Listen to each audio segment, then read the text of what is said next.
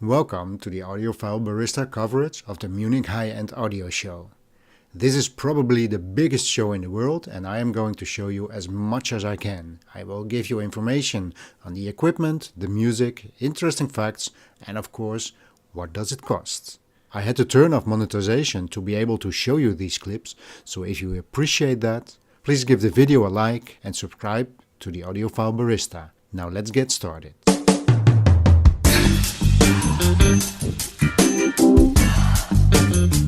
This is the wonderful Silbatone room with the amazing horn loudspeakers that were mostly used as cinema loudspeakers somewhere in the 1920s, 1930s.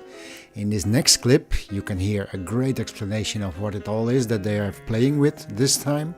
But before I put that on, I want to express my appreciation for the people that make the effort to have all this delicate and expensive equipment here, so enthusiasts like me can have a chance to listen to these amazing loudspeakers.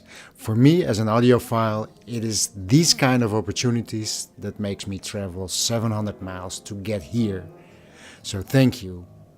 Now let's hear what they have to say, and after that there are some more clips of the system playing all kinds of music, including, for example, the incredible Tom Waits.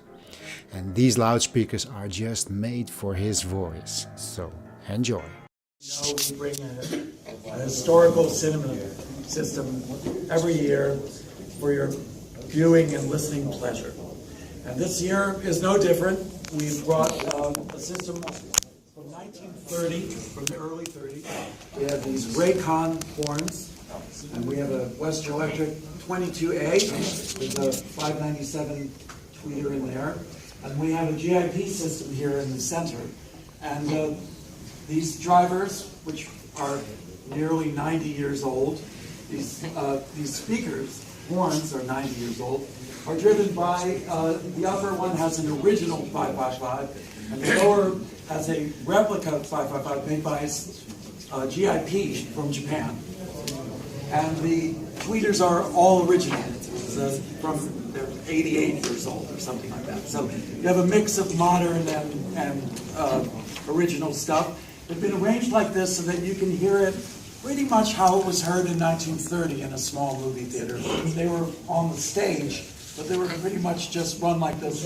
Full range, no crossover. And the electronics, so from the speakers we have actually a subwoofer that's a bass air motion transformer.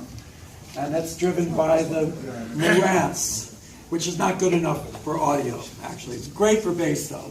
And we have these amplifiers here that use 205Cs, which are from 1922 in a novel hybrid circuit, because they only make about a watt. And then we have these other amps for the inner system, which make about 8 watts, which are from 1917. They're VT2s, that is vacuum tube 2. All right. So then we have line and phono preamplifiers, and then we have turntables from Frank Schroeder and Thomas Schick. If you want to know more about our excellent disco systems, you can speak to them. And we also have tape, a nice Danish machine from the 70s. So that is the system that you're listening to. Just going to briefly add one more little bit of history. 1930, the United States is in the grips of the Great Depression. It just so happened to overlap with the transition from silent film to talkie film.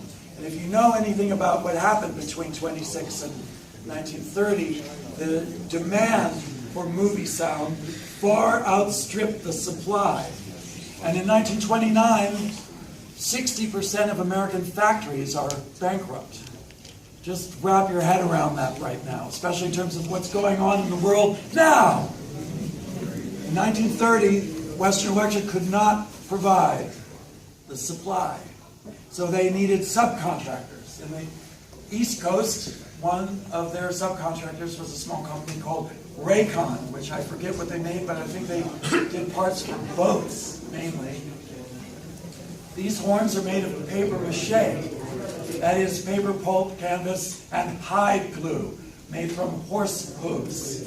So you that are animal activists may leave the room now if you so choose. Paper mache is a very interesting material for those who have an engineering background. I urge you to pay attention to this. Somewhere between wood and metal. Sheet metal can be cut out with a shear and welded together. Paper mache can be assembled on a form. Actually, in this case, it's 5 forms. And produced extremely quickly and cheaply, which was the whole idea. The engineering here is incredibly sophisticated, and it cost twice the cost of the space program to produce it. The return on the money was enormous, however. It was worth every penny. Hollywood is what it is today. So now we're going to hear some tape. We're hearing tape. Enjoy.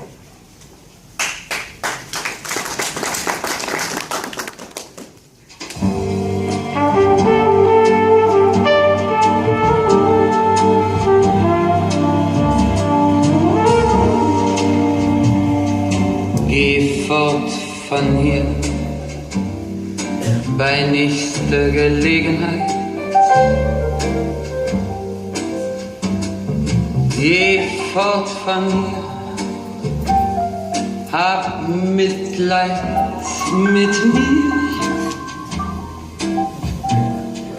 Mach's mir leid und fahr noch heute vielleicht.